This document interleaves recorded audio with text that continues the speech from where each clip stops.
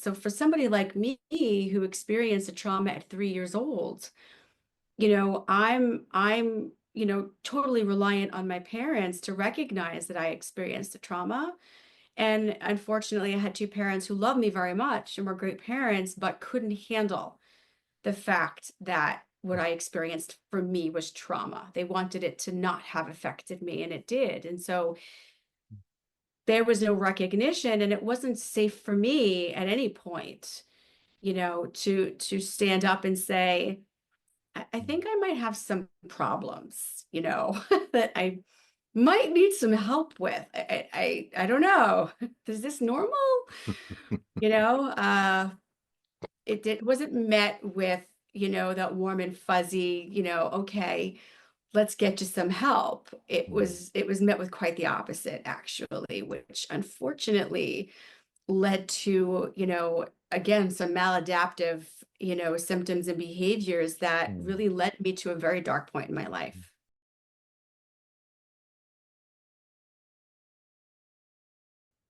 Hi guys, welcome back to Neff Inspiration, my show on YouTube and as a podcast with me, your host, Stefan Neff. Today I've got Stacy Pelletieri with me. Stacy is an amazing woman who has been serving her community for at least 30 years. And the reason that she is so good in what she is doing as a therapist is that she, like me, we had to learn so many lessons the hard way. We have been victims, if you want to call it like that. And as people going through trauma, we laid down coping mechanisms and behavioral patterns that were maybe not so great. Mm. But having said that, we both learned a tremendous amount of insights. We built an emotional intelligence. And for that, I am grateful. I hope Stacy is as well. And today we're going to explore the issue of trauma, the issue of the trauma often in early childhood, so the adverse childhood experiences that often hold us back because we have not dealt with them. Maybe we have been so dissociated or have ourselves dissociated that we don't even remember or don't want to remember. But it is often holding us back because of coping patterns and coping mechanisms that are not so great. So today it's going to be a bit more heavy and it's going to be a bit more deeply insightful. There's no doubt about that. So Stacy, welcome to my show. Thank you. I'm excited to be here. And I love Mm, that introduction, mm, just hearing the way you introduced me and my work, even give me some clarity and self-awareness as to why because I talk sometimes and I don't even listen to myself talk, but the way you kind of, put that into words, I think was really great and on point. mm. Because putting it in words is exactly where the problem lies. Yeah. Often we suffer trauma either at a very early stage of our development, i.e., as little munchkins that have only barely started to walk, or even there might be trauma being handed down indeed through generations. So often enough, we can actually be set up on the wrong foot from the word go, be on a back foot. And the figures for that are quite amazing, isn't it? When we look at ACEs, so ACEs, adverse childhood experiences, how many people have experienced them and are not aware of? What kind of figures are percolating in your head? Uh, I wish that I had actual data to share, but what I will say is I think those numbers are probably extremely high. Hmm, I think when it comes to childhood trauma, I mean, trauma itself is extremely complicated hmm, and often not found, not noticed, not owned by the person who's experienced it because they don't even recognize that what they've experienced is trauma. But when you're hmm, talking about young children, um, it requires the recognition of the adults in their life to be able to recognize the trauma, recognize the child has experienced trauma, and Mm. know what to do to help them, because the child at young ages isn't going to say, this is traumatizing for me, or this has been traumatic. Yeah. I think I need some help. What happens when a young child experiences trauma is you have the complication of them not really being able to put into words their experience, or to even understand that what they're experiencing is not the norm, or that there are symptoms that may be maladaptive, and being able to seek help, right? So for somebody like me who experienced a trauma at 3 years old, I'm totally reliant on my parents to recognize that I experienced a trauma. And unfortunately, I had two parents who loved me very much and were great parents, but couldn't handle the fact that what I experienced for me was trauma. They wanted it to not have affected me, and it did. And so there was no recognition, and it wasn't safe for me at any point, to stand up and say, I think I might have some problems, that I might need some help with. I don't know. Is this normal? You know, it wasn't met with, that warm and fuzzy, okay, let's get you some help. It was met with quite the opposite, actually, which unfortunately led to, again, some maladaptive, symptoms and behaviors that Mm. really led me to a very dark point in my life. In all fairness, we Yeah. both are more or less in the same age group, and unfortunately, those decades ago, our parents did not have those insights. They didn't have anything that was fostering their emotional intelligence. There was nothing there. I mean, people who were talking at that time about finding themselves, well, that was typically the hippie culture, or that was typically, the very, very early parts of self-improvement. But ultimately, however much I want to be angry with those people who maybe were there early in my lives, if I put myself in their shoes, my goodness, how the hell would I have reacted? And probably the same thing. Belief systems were very different. Come on, a man is a real man. Boys don't cry. For men, these were the kind of attitudes. And to the same degree, I mean, life was certainly harder for our parents when they grew up, and that's the only thing how they can compare. Would you not agree? Yeah, absolutely. I think part of the problem for my mother was certainly this, generational, we don't talk about hard things and we keep secrets and we have to put on this facade Exactly. that everything is okay. And that absolutely played a huge part of it. The other Mm. piece, it needs to be understood through really understanding the trauma itself. So I'll tell you a little bit about that. So I lost a sibling when I was 3. And, my sister got sick and was in a coma for 2 months. She was 5.5. And my parents dealt with it exactly how you would think parents would deal with something like that. Mm. And so, on top of the fact that everything needs to appear to be okay, and we don't talk about our feelings and we don't talk about hard things, my mother also couldn't handle it herself and needed to believe until the day she died 3 years ago that I was okay and it didn't affect me, especially since I was only 3. She needed to believe that I was not affected by the death of my sister.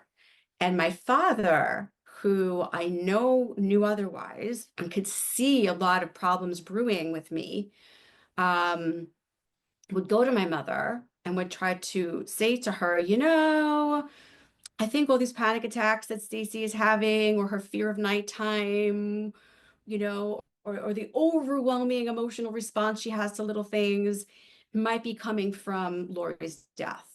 And my mother would get so angry. She could not handle the thought that I was affected. She couldn't mm, handle it. And I would hear her. I heard these conversations going on, and I would hear her yelling at my father.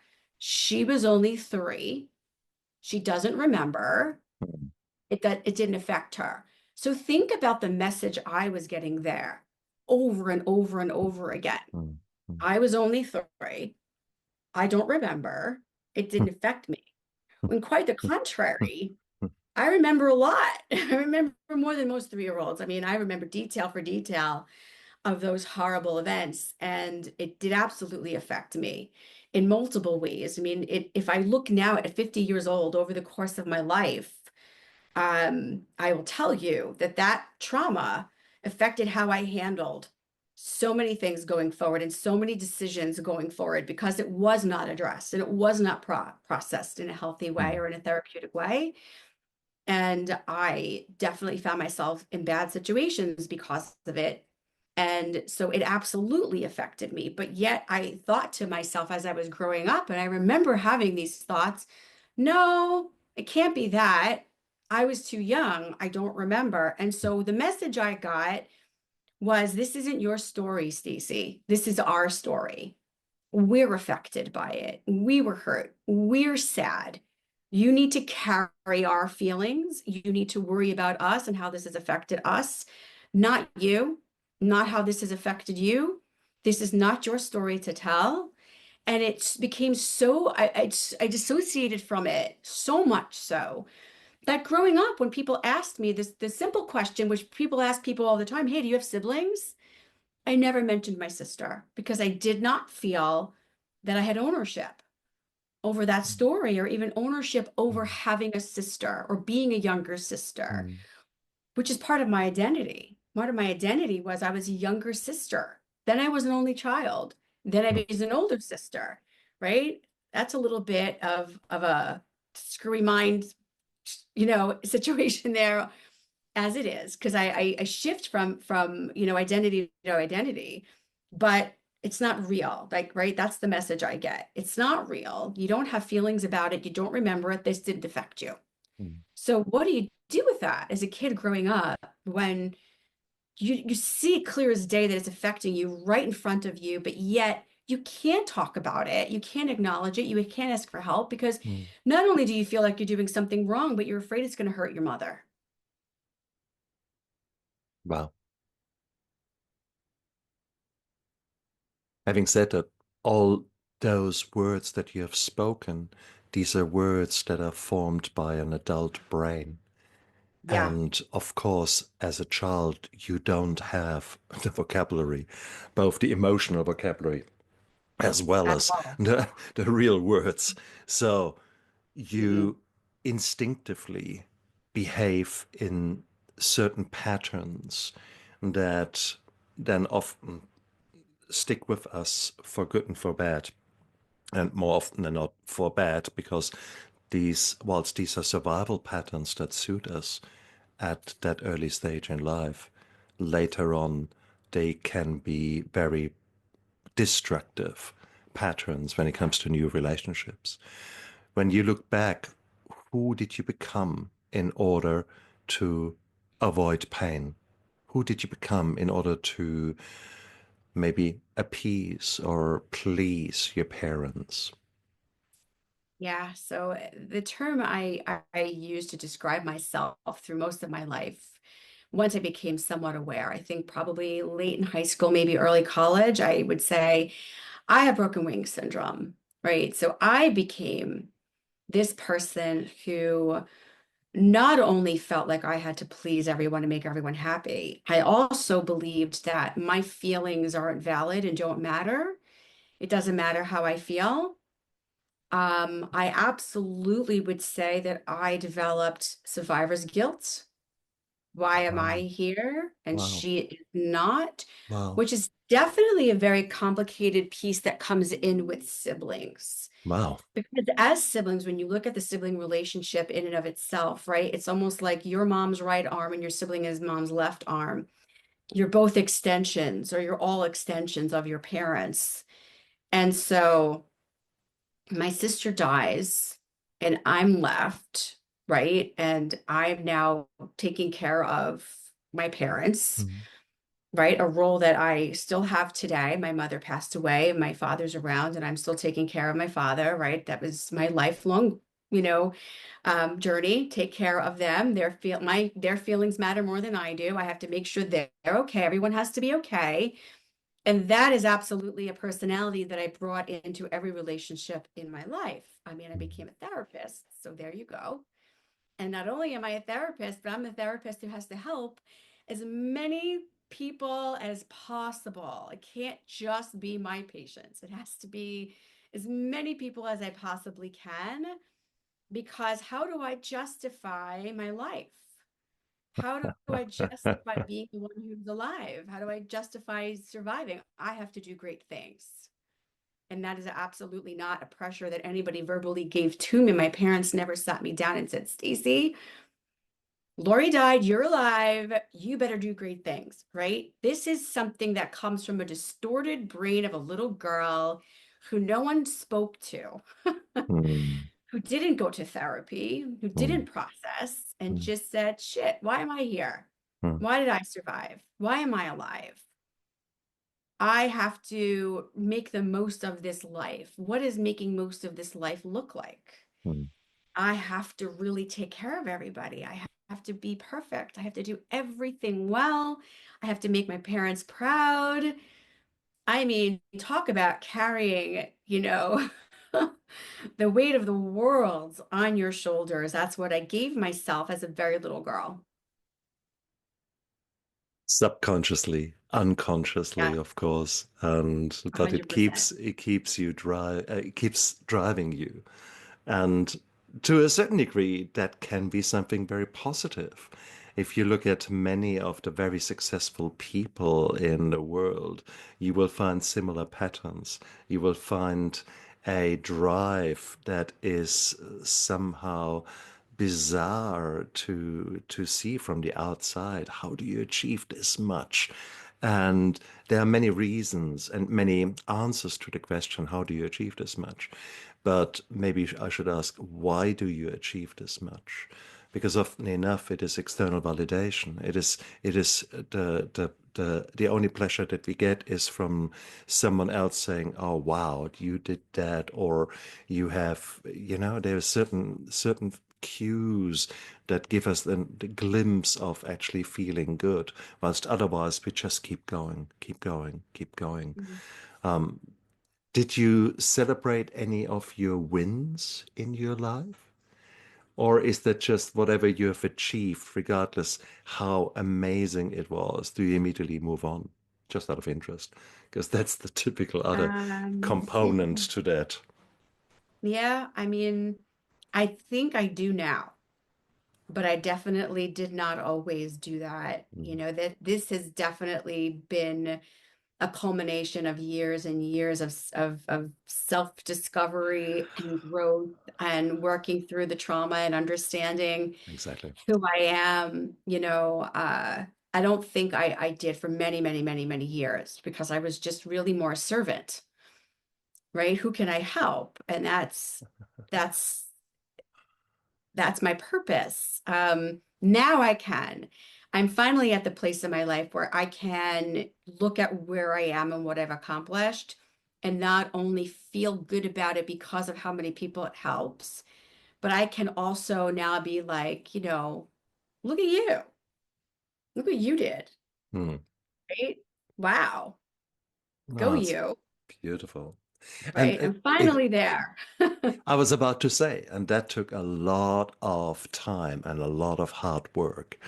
Yes. And indeed, and it is the issue of gratitude and the issue of celebrating your wins is still something that needs to be so highlighted. And I actually should go one step further, not just celebrate your wins, but celebrate your failures. Because the failures not equally, they're actually more important because they actually can hold a mirror in front of your face and lead you down a path of further growth. But I'm stepping ahead in my thoughts here. It's just so beautiful to hear you describing your upbringing and the ways that your young brain and your young soul tried to make sense of it, and how you instinctively latched onto a certain coping mechanism that suited you well then, and just kept persevering. So often, unless there is more trauma, and unless there is actually a really good reason that you look into that more carefully, many people don't do that work. And maybe that is one of the reasons that we see, for example, such a mental health crisis at the moment, that we see the amount of obesity, diabetes, and medical illnesses due to stress and metabolic syndrome skyrocketing. Because here li- we are living lives that are full of stress and distress, often enough created in our own heads, that distress by ourselves. Yet we are trying to rely on highly processed foods, alcohol, drugs, Mm. other coping mechanisms that somehow try to put a lid on the top of the volcano that sort of periodically erupts with our crazy emotions. And we wonder why that does not work and why we are facing constant struggles. When you said the word broken wing syndrome, what does that mean for you? What that means for me is I think I spent a good part of my life, again, subconsciously, seeking out people who needed help and feeling a responsibility to them. I think I felt like I needed to always be in this process of helping somebody. So, If somebody needed help, they were my responsibility, and I was enacting this need to help and to fix. so you were fixing someone else's broken wing, not necessarily that you have a broken wing. I think it was Because, both, right, actually. I don't right, think I recognized that I had broken wings. right. I think I looked at it like everyone else out there has broken wing, and it's my responsibility to mend their wings. I'm drawn to the broken wings because mine are broken, and no one Right. is mending mine. And so I'm constantly enacting over and over again in my life this need to fix and mend and fix and mend and fix and mend, because I could not fix and mend what needed to be fixed and mend in my life. It was a displacement, a projection that I wasn't aware of. It is crazy, isn't it? So it's interesting that out of the victim status became this knight in shining armor, Don Quixote fighting windmills, really kind of person. And again, we see that often when it comes to frontline staff in the police, in fire, paramedics, doctors, nurses. We are focusing on helping others because we have not yet figured out that we need to help ourselves, and we need to explore our own trauma before we can fix others, or at least Well, whilst we're remember, fixing. for me, it wasn't acceptable, right? I don't remember. I was too young, Mm. right? It didn't Mm. affect me. So here I am with all these feelings and I don't know what to do with them, right? What were my feelings? I was scared. I had a lot of fear, an enormous amount of fear. I was afraid of everything. But how do I fix my fear? Well, I fix other people, right? Because Exactly. Well, it's not about yeah. me. It's about everyone else. If I fix everyone else, I'll feel better. Mm. Well, fear is a funny old thing because Mm, fear is, I hate it. It's one of the key drivers for me, or one of the key hurdles, obstacles for me. For me, it is fear avoidance. That is my coping mechanism. I want to run away. I don't want to know. I get a physical response from an email, and then I'm catastrophizing and thinking, oh my God, what will be there be in this email? Hmm. So that is one specific reaction to fear, fear avoidance. But this fear that was riding you, was that equally fear avoidance? Did you avoid dealing with things? Did you run away towards helping others in order to avoid having to deal with something? Was that such a more or less persistent way of behaving? Yeah, I see. I don't think that I avoid or that I did avoid. I'm trying to think, back to my earlier life. Um, I don't think I was avoiding. I think, the only thing I would avoid is having my feelings affect somebody else. If we're Mm, talking about avoidance, it's I could sit in my own feelings and feel my own feelings, mm, like a champ, but I would never want to express my feelings to others because mm, I think I had this belief mm, that others could not handle my feelings or that mm, it was not okay to put my feelings on others. So what would mm. happen for me if things became scary is I would freeze. Ah, okay. I would completely shut down, Which of like course is the one of the fight, fight and flight, freeze.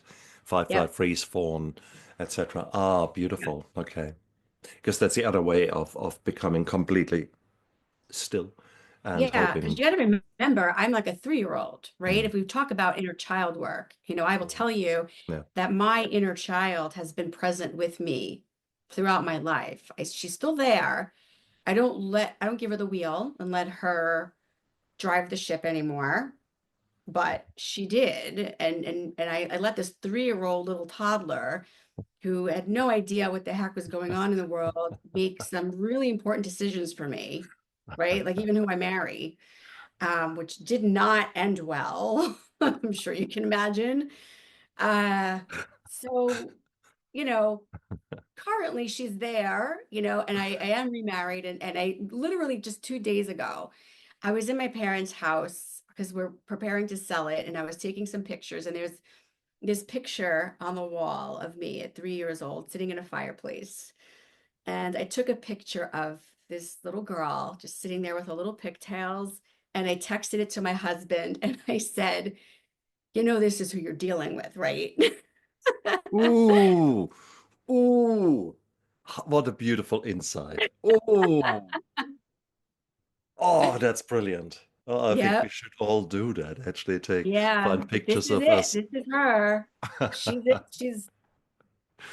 She will be there with me and she will be present until the day I die because such heaviness happened in her life Mm, that she will never ever be gone. mm, She can't be. It's impossible. But she doesn't have the wheel anymore. So mm, I'm the grown up making the decisions at this point, thankfully. mm, But she was the one making decisions for a very long time. And what do 3-year-olds do when things get scary? They go mute. They mm, don't talk. They shut down. So that was definitely something I experienced. Even when conversation gets difficult, I would find myself just shutting down mm. and not being responsive. There were definitely times in my life that my husband would have said to me, "What's wrong?" And I would just stare at him, Interesting. and I would just, Mm, I know it's wrong, but I can't speak, can't do it. I would have to bring myself back into my present adult self in order to speak, and sometimes that would take a few hours. So it was really, I don't know what other word to use, but just a really trippy mm, experience. mm, You are really hyper aware of the presence of your inner child taking over in that moment, and you can mm, see it and you know it, mm. but you can't control it. It's so interesting. It intrigues me the sudden recollections I've got of myself throughout my life at Yeah. various stages also responding like that. Hmm. And then immediately comparing that to the behavior of my ex-wife, who would be talking, talking, talking, talking, talking, and I would be overwhelmed, overwhelmed, overwhelmed. And it's interesting to see both of those coping mechanisms coming out and being the extreme polar opposite and giving us so many reasons for a unsuccessful marriage. And it's intriguing. I always thought fear avoidance is the major thing, and probably it is, but obviously there are also other coping mechanisms. So you will respond inevitably, not to all situations in the same way. I think we need to recognize that all of us, we are living ideally at a very serene, beautiful, calm level. Yeah, wishful thinking. How often we are there, I don't know. Life is chaotic. So if that is that level, unfortunately, stress comes, and unfortunately, we often are at a stressed level. We are no longer serene and calm. We are stressed. And if that stress keeps building up and we have not learned how to deal with that, then the next level is distress.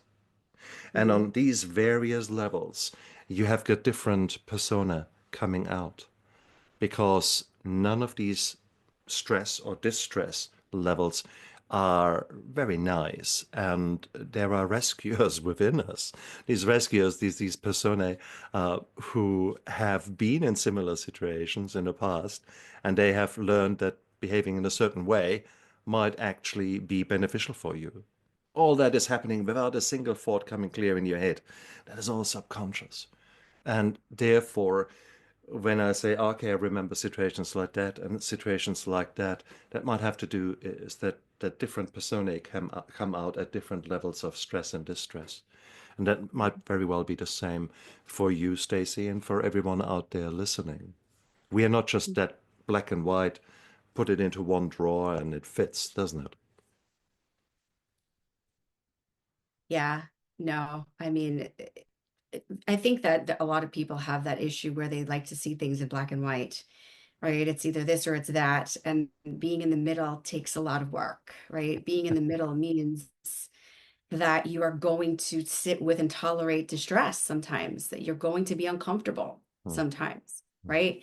Because I think extremes, right, is a distraction. It's wanting to run away from. It's wanting to get away from. Yeah, yeah. Right? Being in the middle means that we have to be patient and wait for things, but it also means that we can't allow ourselves to be impulsive and just jump in and do something because it makes us feel better, Hmm, right? Because I think we're all just looking to feel better all the hmm, time, and we hmm, have a lot of stress responses, right? hmm, People call them behaviors, but they're not really behaviors. I think they're stress responses, and that brings us into action that, causes us to do things that, are symptomatic hmm, of not wanting to stop and feel. And a lot of the work I do with my patients is helping them recognize their fear of feelings. hmm, I think that's the hmm, one thing we fear the most is our own emotions, right? We all believe that we can't handle our own feelings, right? That's why hmm. I'm a traumatized child because my mother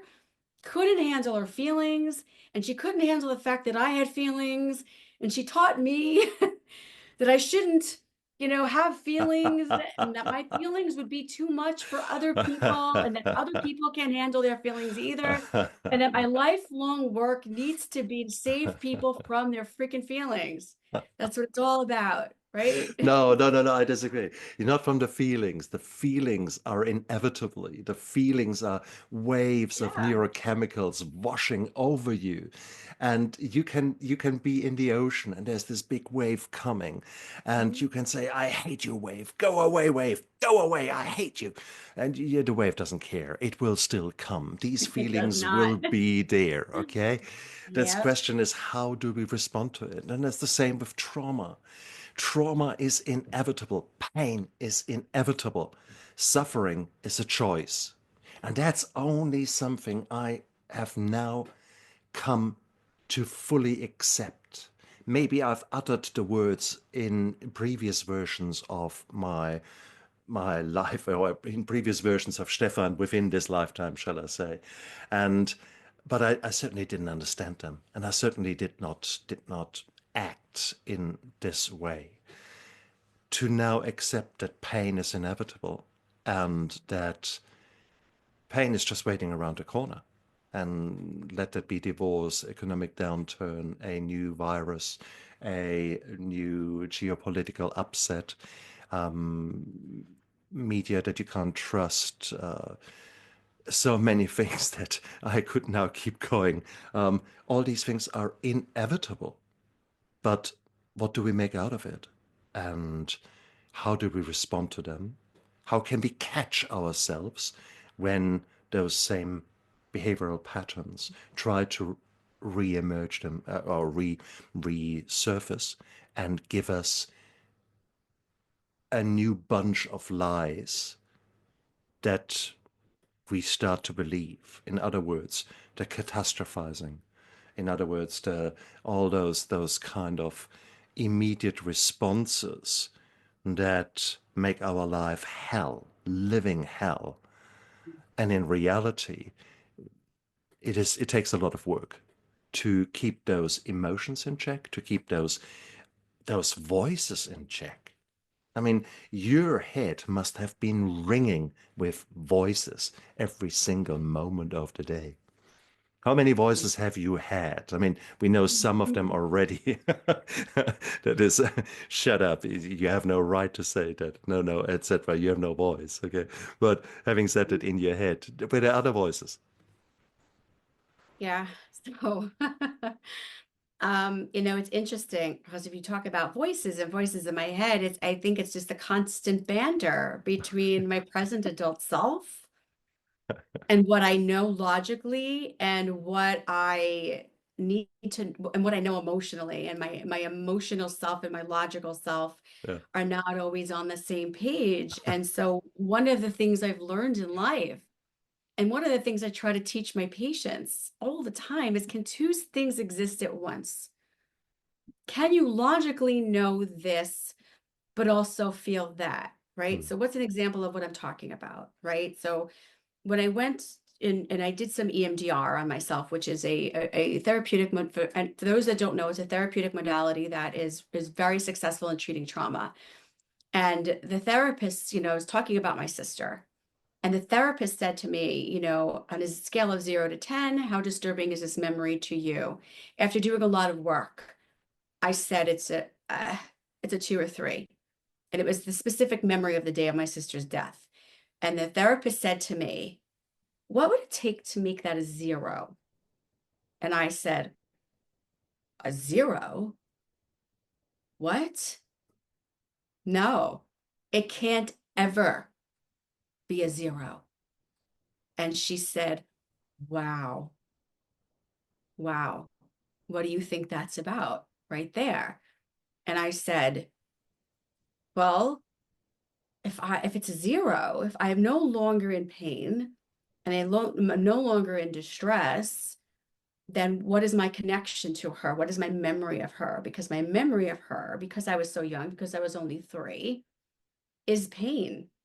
It's death, it's loss, it's pain, it's grief. Because what other memories do I really have? And so I have to hold on to the pain in order to honor my sister and in order to honor what I've been through and mm, who I am. And so the therapist said to me, well, can two things be true? And I said, well, what two things? And she said, well, can you honor your sister and honor your pain and honor her death and honor who you are and who you've been your whole life, but also acknowledge that you're okay and you don't need to be in distress? mm, Can they both be okay? And that was like a moment for me, because I'm so good at doing this with my patients, right? Let's find the conflict, and can two different things be true at the same time? Can this be really hard but still be okay? Especially when I do work around acceptance, which you said twice when you were talking before. 2 times you said the word mm, acceptance, and I that stood out to me, and I grabbed onto that because that is so much a part of the work, mm, is acceptance, acceptance, accept what is. mm, So was I in acceptance? Was I accepting that my sister died mm, and it was not my fault and it was not something mm, I could fix? And it is not something that I can fix. And I can accept her death and be sad about it, but still be okay and still remember her and still hold on to her, right? So the therapist said, can you remember your sister, but still be okay? And I was like, holy crap, I think I can. I couldn't come to that on my own. I can help patients come to that. But I had this blocking belief in the way. The blocking belief was it can never be a zero. Don't ever let it be a zero. Don't ever allow the pain to pass. Keep yourself in pain, keep yourself in distress. That's what you have to do. And I think that's what a lot of us are doing without realizing it. We think that our pain serves a purpose, our distress serves a purpose. And so even though we try to work towards acceptance, right? And those feelings come at you like a tsunami, right? Like you talked about before, that giant wave, it's coming whether you like it or not. Can we accept the feeling? Can we sit in the feeling? Can we tolerate the feeling? And then let it pass? Can we do that? For that, we need to invite change. We need to be Mm, happy with change. Now, you know, for the last however many decades, you know that feeling of pain. You know that level of distress. And when you're living in it, it becomes normal. To yeah. now, for you to actually step outside of that boundary, and normally we would say comfort zone and stepping outside of the comfort zone. In this case, it is we are comfortable with the pain that we have got, and now suddenly to step outside and either invite potentially more pain in the short run because we are working on those memories, on those belief systems, and that can be very upsetting. So there might be more pain waiting there. Or, in fact, actually, by simply asking a question, such as this powerful question: will we not have to invite change? Will we not have to question 40 years of a belief system that suddenly might crumble like a house of cards? Mm, Now, that can be rather, rather scary, may I say. horrifying. Hmm, Yeah. So it's first of all not something that people can do overnight. It's a hmm, journey, hmm, right? And so if we're going to work on our blocking beliefs that, hmm, get in the way of us initiating the change in hmm, our lives that we want, right? Because hmm, there's going to be a part of you that wants it and there's going to be a part of you that doesn't, hmm, right? And so the goal is to bring those different fragments together and be able to move forward in a way that is comfortable. hmm, So my journey towards change started about, I would say 16, 17 years ago. And the moment it was my holy moly moment where I was just like, what am I doing? Was so I was in an unhealthy marriage, right? My first marriage was unhealthy. I married a man hmm, who was an alcoholic and was emotionally and verbally abusive. I think probably a lot of it was due to the alcohol, use. When he drank a lot, that's sort of what came out of him, and he drank a lot. And so there was an issue, and he didn't want to get help, unfortunately. And I hmm, certainly would have supported him on that journey had he wanted to do that. But as we know, we can't help someone who does not want hmm, help. hmm, And so part of his issue was overspending hmm, excessively. hmm, And so he put our home into foreclosure hmm, and our bank accounts were negative, and it was financial strain beyond what I could even imagine. And so my changing point moment. So on this day, right, I dropped my kids off at school. My husband, he was either sleeping and hungover or at work. It could have been either or, I don't remember. I went to the bank with some checks that I had to deposit from my work, from my private practice, a bunch of checks from patients or maybe from an insurance company. And I was so grateful that I had these checks because I needed them to pay some bills, pay the hmm, electric bill before our electric got shut off. So I parked my car, I walk into the bank, I hand my checks to the teller. The teller looks at me, she pulls up my account, she looks at me, and I see her eyes darting back and forth like this. And I'm like, what's going on? And she says, oh, sweetheart, you don't want to deposit these checks. And I was like, I don't. Why do I not want to deposit these checks? She said, well, it looks like your account has been garnished. So whatever money I did have in there was taken away, frozen, and whatever money I deposited into it was going to also be taken. So long story short, my husband had a credit card that he maxed out, I think maybe close to $10,000 and then never paid the bill. And I wasn't aware. And they had gotten a judgment against him and they garnished our bank account. So I now didn't have a bank account. And Wow. so I'm now standing there with the checks in my hand, no access to the money in my account. I have no money, right? And these checks, but I don't know where I'm going to cash the checks. And so now I'm just in like, you know, like talking about fight or flight. I'm like, "Ooh, and I'm thinking about my kids at school who are going to need things and I'm going to have to feed.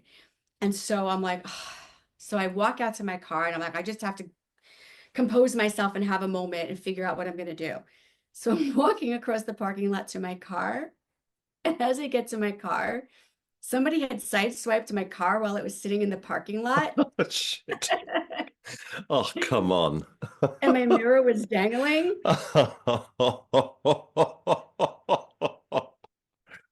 I think the And you know what angels I of the did? universe was really giving you a broadside there. And Yeah, I did exactly what you're doing right now. I was like, come on. Are you exactly. kidding? What? So I get in the car and I sit down and I didn't cry. I definitely went into that like frozen mode. I was just like, I might have sat there for an hour or two and I didn't move. And I was just watching people walking in and out of the bank. And I thought to myself, their life is normal. They just go to the bank and deposit money like normal people, and then they go home and they go to the food store, they buy food like normal people. And I just in that moment I said to myself, whose life am I living? What am I doing right now? This isn't my life. I've been sucked into this hole and I'm living somebody else's life. What am I doing? I have allowed my need to save another human who doesn't want to be saved to take control of my life. What am I doing if I continue to live my life with this person and feel like I am somehow stuck with him? He's my responsibility. He's my problem. I have to help him even though he doesn't want help. And I allow myself to continue to live this life with him. Mm, This is going to be my life. And it was at that moment, sitting in that car for a couple of hours, that I realized I had to let the broken wing syndrome go. I had to give myself permission to take care of myself. I had to take the oxygen mask that comes down from the plane mm, and put it on my face, because if I don't give myself air and I don't start to take care of myself, what good am I to anybody anyway? mm, And I really gave myself permission in that moment. And I kind of look at that day like a gift from the universe, even though it was a bad day. I think it was my greatest day because I did decide on that mm, day mm, I'm getting mm, divorced. mm. And I said, you know what? My house is in foreclosure anyway. So why don't I just ask the nice gentleman who I'm married to get out? I will live there with my kids where I don't have to pay a mortgage or rent because they don't want my money. At this point, they won't take it no matter what I do. I tried to negotiate with them. I tried to work with them. No, they were not interested. Okay, I'm gonna live here as long as I can. I'm gonna save as much money as I can, and I'm going to start my life over. And I realized at that point that they may end up taking the house and kicking me out, right? So I realized I was on the brink of homelessness here, and I was going to have to figure something out. And if that meant moving with my parents, then so be it. Mm, That's what I had to do. But I just said, I'm going to rally at this point and I'm going to just get divorced and I'm going to save money. I'm going to do everything I can to turn my life around. That was the moment that I started to give myself permission to give a crap about myself above someone else. And I did it. I did that. But it was years and years and years in the making to be where I am today. It wasn't easy. it took time. It was a little bit at a time to be where I am now, where I don't have broken wing syndrome anymore. I love helping people. It's a part of who I am and I honor that and I love it, but I don't help people to my own detriment anymore because you can have both. You can help other people and take care of other people and love people Mm. and love yourself. And I did not know that for most of my life. I didn't know. Beautiful, beautiful, beautiful, beautiful. But remember, to help yourself means that you have to get off the hamster wheel and actually stand still for a moment. And that is Hmm. a scary, scary place to be if you are used to running away from things. Hmm. And that will take a lot of time. It will take a lot of time to for you to get used to your own emotions. And it's very, very hard to do that alone. I think that is where a therapist, a counselor, a coach, someone who really has been there, done that, has vomited on a t-shirt, Yeah. those kind of people are your best friends. And they are typically not the people in your life. I think we need to recognize that. Sometimes we seek help from people who are in our lives, and those people, maybe like your parents in that Hmm. case, these people mean well, but just have not done the work on themselves, have Mm. not got the skills to listen, and certainly not the skill set to pass on to you for you to develop maybe better coping mechanisms, deeper insights of what is driving you and allowing you to move on. And I think that is so important. That is where people like you come in. And we often see that. I mean, there might be people out there who just say, "Nah, I mean, I don't have any trauma."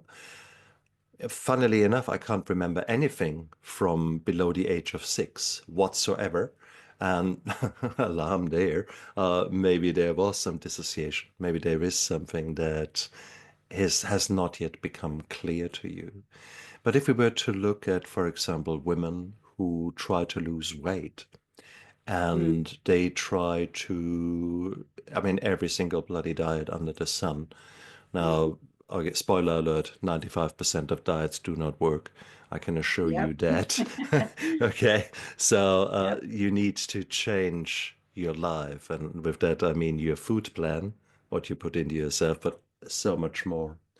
And I think one of those things is that there is a subset of people who do not necessarily have hormonal issues or more biological issues, but where there's a very clear hurdle there, where maybe they have learned that being overweight or obese is actually protecting them, that there is Yep. something happening there that gives them a safety, maybe a way that they're less attractive to predators, to men. Oh And yeah. you say, oh, yeah. Happens a lot. I mean, I see this all the time. It's, like like I was talking about blocking beliefs Hmm, get in the way of change all the time. But, most people that are walking around don't really know what their blocking belief is. I mean, I'm a exactly. therapist for 30 years, helping people every day. Thought that I had so much self-awareness that I knew everything about myself. And here I am sitting in an EMDR session, finding out a blocking belief that I had that I didn't even know I had. Like Uh, with that moment, it can't be a zero was such a holy shit moment for me. I was like, how did I not know that? I uh, thought that blocking beliefs are in all of us. We all have at least one, at hmm, least. And if you at think least. you Oh, don't, go to oh. therapy Well, exactly. because you Exactly right. do. Exactly. Everyone's got And a blocking belief that gets in the way of change. And there are so many beliefs that are absolutely distorted truths or pure lies. I Mhm. I would say one is you wish.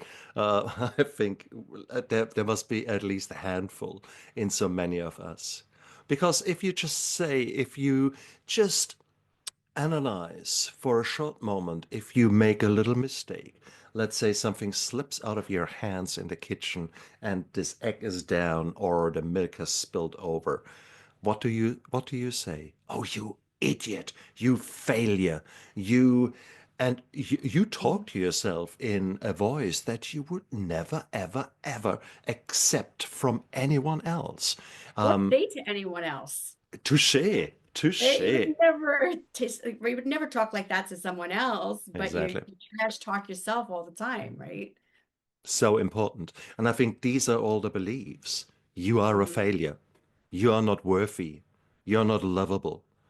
These Hmm. are all things that are running as a subconscious truth because these thoughts, they are coming in and your whole being says, yeah, that's true because I've thought it so many times, or you might have heard it so many times, Hmm. maybe even at a very early stage. You know you're a failure. And which is bullshit. We do not, we do often are very, very different than the way we see ourselves. I think that Happens is all the again, that is, time. isn't it?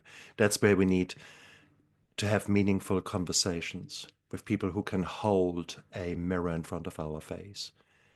And Hmm. we need to be willing to shut up and wait. And when I say wait, WAIT, that is an acronym. It is why am I talking? So shut up, listen, and Yeah. uh, and think for a moment, feel for a moment. And if you're getting upset with what someone is saying, I congratulate you because there is obviously something there that needs to be addressed. And Mhm. use anger and use negative emotions, shame and guilt as messengers from the universe for you to look more closely Mhm. into that. And some very famous people. One of your early presidents, I want to say it's Lincoln, but Abraham, don't hold me onto that. But someone Yeah. said, I really don't like this man. I need to get to know him better. And the same applies to yourself. You Hmm. really don't like yourself? Well, okay, I need to get to know myself better. And I think that is such an There's a important. difference between liking yourself and loving yourself. Mm, You mm, can love yourself and really care about yourself and not like everything about you. And ooh, we're always a work in ooh, progress, right? ooh. And that's we're always evolving and we're always growing, right? I love myself, but I don't like this or that. That's okay. That's okay. Mm, Let's let's figure it out. But I think one of the mistakes that a lot of people make is they don't accept that they're people, right? Leave room to be human, right? Humans make mistakes. Humans spill the milk, right? Humans have trauma. Humans have, a lot of, flaws. mm. But I think that's what makes us perfect, right? Your flaws is what makes you perfectly human. If you're going to be a perfect human, you're going to be a flawed human because that's what we're supposed to be. So see your flaws, understand them, and say, Mm, well, is this something I can change? Is this something I want to change? I just mm. had this conversation in my own podcast just a few days ago with my co-host. Our topic was New Year's resolutions. Why are they so hard to stick with? And so we did this deep dive and we researched, here in America, this is a big tradition. Every year on the first of the year, January 1st, we all have a New Year's resolution. And do you know that statistics show that 86%, 86% of Exactly. New Year's resolutions fail?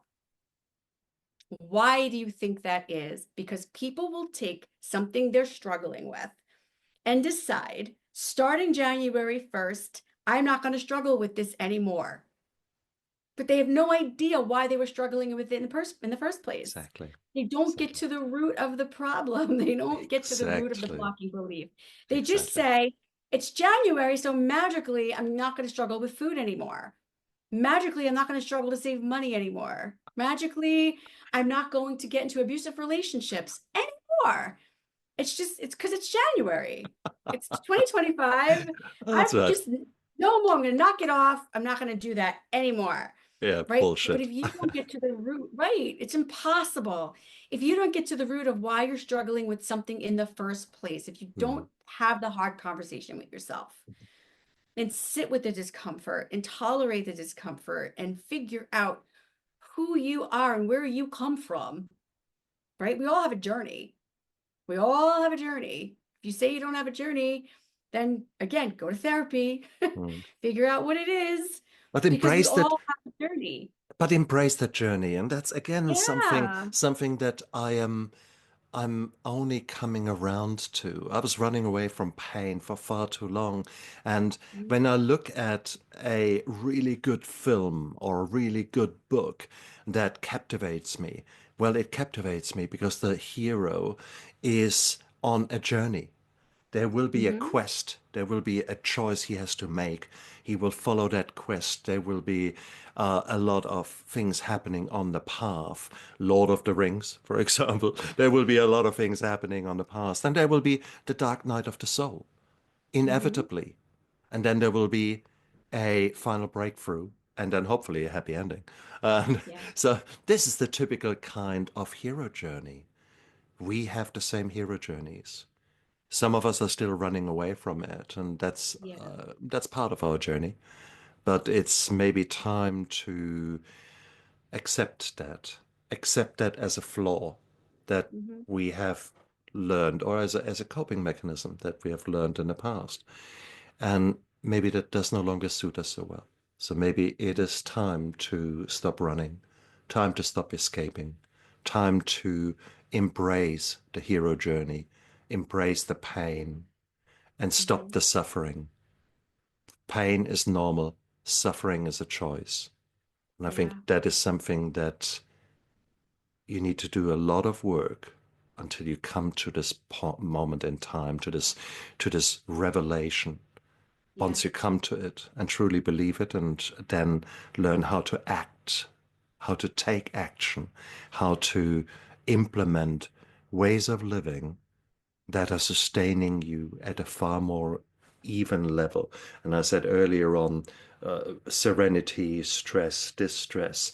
Well, we will be always oscillating, but hopefully we can learn techniques that bring us more reliably down closer to serenity, closer to peace at heart. And there are so many things that we can learn, so many things we can do. There's a cornucopia out there. There's this multitude of things how we can start addressing that. Each and every one of these actions alone Yeah. will probably not get you very far. But if we actually start changing the way we well, where to start? What are the low-hanging fruit? For me, it's hydration, nutrition, fierce defense of my sleep. These are the Mm-hmm. absolute uh, baseline building the foundation.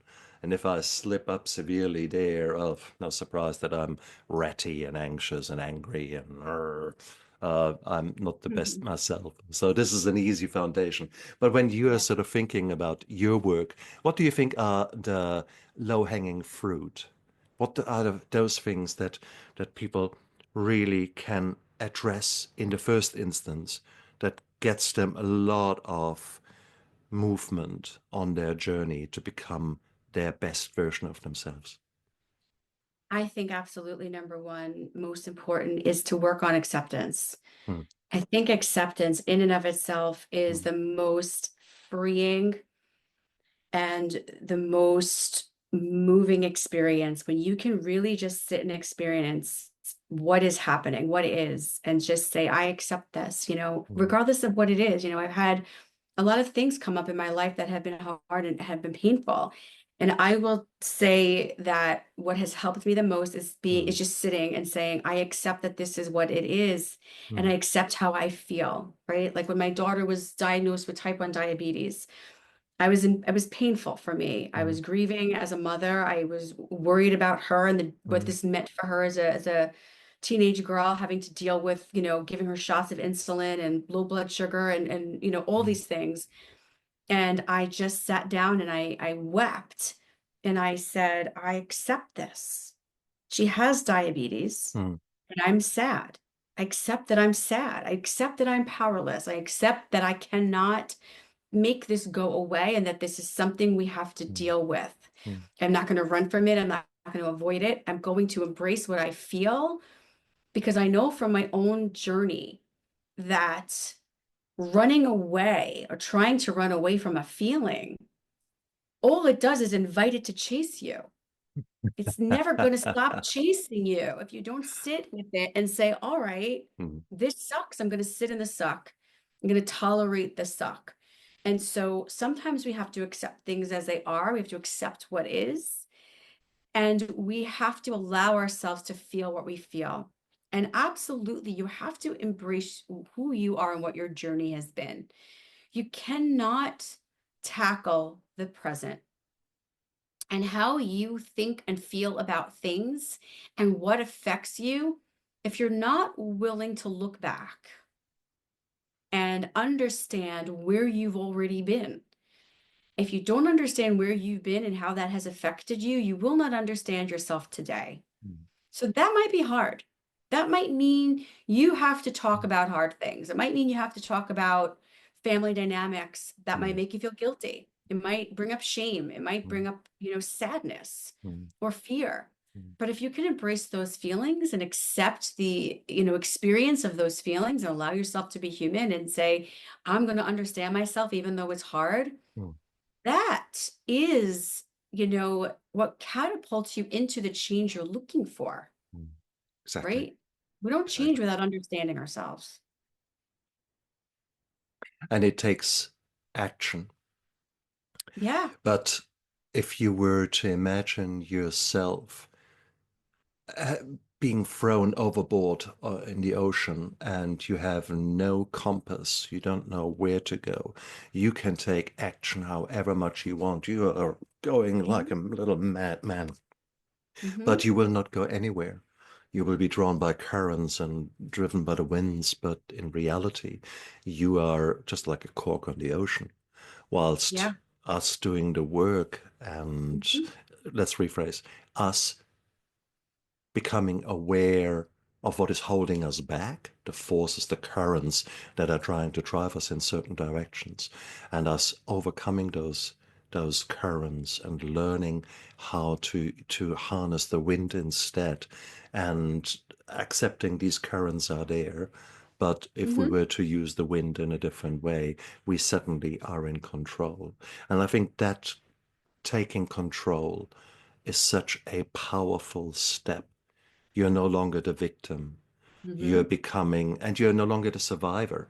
Because after all, victim is one thing. Survivor is all those coping mechanisms that have been laid down at an early stage.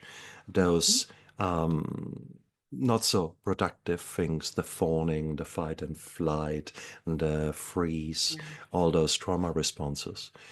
Um, these are the survivor coping mechanisms, but now you become a thriver. So Yes. you evolve into a Yes. new version of yourself. And that version is the most powerful, I believe, the most beautiful, the most enlightened. I think that is actually a very good word for that state of acceptance that Yep. you have taken all your clothes off and you have looked at every single part of your body and you realize, okay, I really like my toes, but I don't like my ankles. And that's Hmm. fine. You're Yep. enlightened. You have taken the Accept it. covers off. Okay. So Yep. that's beautiful. But yeah, it is. I think there is a huge journey out there. And I think this journey is like Mount Everest. You really need Sherpas. You really need someone who knows the path up there. And I think that is where you come Yeah. in and And where hold a mirror up so that you can see yourself because you can't see yourself exactly. right through your own lens without the clarity of the mirror. So true. Yeah. Stacy, you're an amazing woman. I mean, if people want to know more about you and want to find you, where can they find you? Yep. So thank you. Absolutely. So I did just start my own podcast, which I'm super excited about. So people can certainly find me there. Mhm. And the name of that podcast is Why Do People Do That? And it is on YouTube and Apple and Spotify and all the places where you find podcasts. You know, if you search Why Do People Do That? And my name, Stacy Pelletieri, you'll find me. You can certainly message me through there. I also do have my group therapy practices. I own a couple of different practices um, here in New York. I have Long Island Counseling, Right Path Counseling, and I also own a ADHD practice, which strictly works with people who have ADHD. We do coaching and all sorts of things called the ADHD Training Center. And that's also a website, the ADHDtrainingcenter.com. So there's lots of different ways to find me. There's lots of different help that I try to offer, which you're probably not surprised to hear. Trying to help as many people as I possibly can because it's my role. Um, and so those, those are all the different ways to find me these days. And guys, look down there into the description of the YouTube video and of the podcast because all of her links are down there. In all fairness, what have you got to lose? Now let's rephrase that. What have you got to gain to actually check that out, check her links out, and maybe make a discovery call and actually see, get a bit of an idea how much your life could possibly change if you are brave enough to start this hero journey. Now, Yeah. warning, your life will change inevitably, and my educated guess is it will change for the better to But a at degree. your own pace, right? It is so important because when you start this journey, you have no idea where it ends. It's a very meandering path. You have Mhm. absolutely no clue what's around the corner because these insights are all hidden. But it is a quest. I wouldn't miss it for the world. I have become such a different man in the last 18 months, my goodness, due to so many new life challenges and obstacles that I'm facing or have faced and have overcome. This person who is now talking to you is a very different person than had we done this interview 12 months ago or at the start when I started my journey as a podcaster. So, bottom line is there is so much growth waiting for all of us to happen. And I think you are a person who models that. Here you are going into the unknown, starting a podcast. That alone, I want to give you a huge hug here, coming to New York, give you a bear hug, because you're making yourself uncomfortable. You're going out there, you're taking action in a really beautiful way. And I think that is that journey that we all can take. But yeah, don't just take willy-nilly action in some weird 1st of January way. No, go out there and think, who do I want to be when I grow up? Yeah. And try to be crystal clear, try to see what holds you back, and then bring on a team of people that can guide you and that needs to address your emotions, your feelings, your Mhm. emotional well-being. It needs to address your physical well-being. It needs to address your spirituality. And once you actually learn what the needs are, what your true deeper inner needs are, and start working towards them, that's where the magic happens. And I Yeah. believe in you guys out there. I believe you can do it. Every single person out there has got this opportunity to grow. And it's just up to us how much we embrace this journey, the hero journey. And I, for one, my goodness, I can't wait. And I nowadays appreciate the pain, but I refuse to suffer anymore. I try to make as much sense out of what is occurring and try to look at it positively as another growth spurt, so to speak. Uh, yeah, it's a beautiful, beautiful life. That's all I can say. And Stacey, thank you so much for being out there and helping others to actually achieve those insights and overcome those obstacles, because that's where the magic happens. Yep. And thank you so much for having me. It's been a Absolutely. really, really wonderful, Mm, enlightening conversation. I enjoyed speaking with you very, very much. absolutely. And you guys out there, look after yourself and live with passion and live with intention. Bye.